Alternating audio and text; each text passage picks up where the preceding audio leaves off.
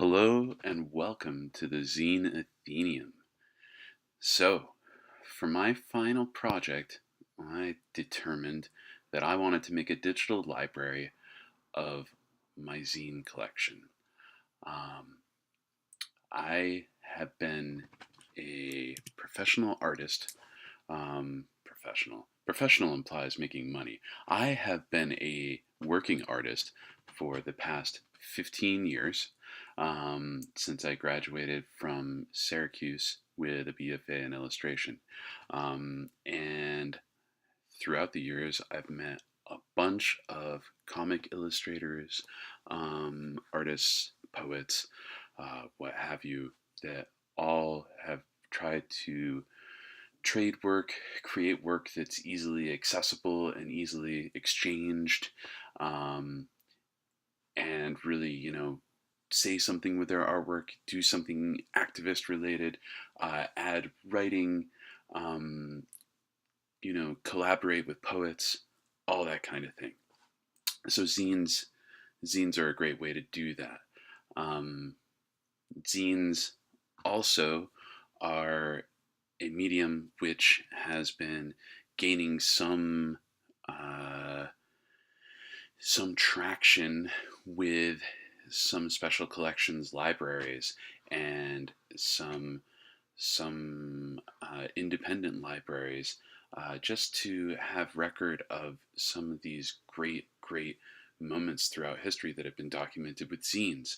Um, Zines kind of began back in the 30s, 40s with this fan fiction, a lot of sci-fi stuff, um, and people would make these comics, illustrated illustrated versions of their favorite characters, and you'll find all of these crazy images of old apocalyptic scenes, kind of like that poster from Metropolis.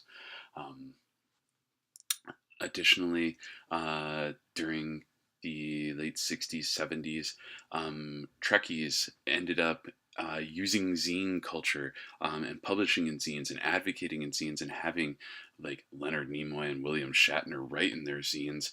They used that to actually keep the show on air. So, it did some stuff then.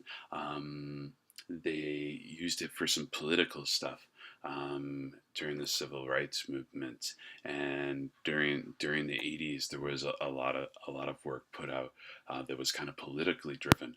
The punk rock scene is huge, and a lot of the way that people would know about bands and different acts was through these fanzines for different bands. So my my history with zines has primarily been an art related and poetry related history.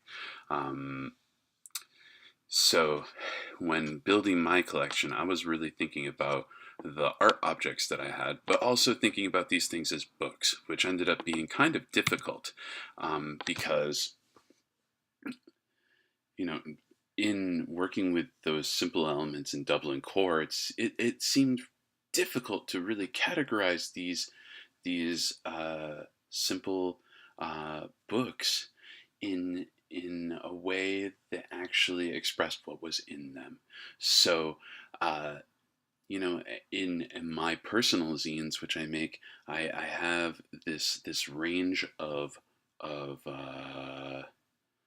of whimsy to really heavy concept. So, how does one categorize something like that? And honestly, I'm still kind of muddling through how to richly describe something without giving too much information, for a schema. Um, so, we have these cute, whimsical things, but then I attempted to juxtapose them with some heavier things, these political statements by a few transgendered, community members in my own Portland community, who have used zines as their own activist work. And really thinking about how it's different to make a zine that is art related that maybe you hope will get you some exposure or will show somebody, you get somebody else interested in your work, versus like making a zine that's activist based and trying to influence the way somebody feels. these end up being very different things to catalog and to express in a meta description. So I'm really still kind of trying to puzzle through how to do those things. But I basically came down to the conclusion that, you know, uh, these works are all going to be primarily self-published. They're all going to have some sort of title. They'll all have some sort of creator. Many of them will have dates.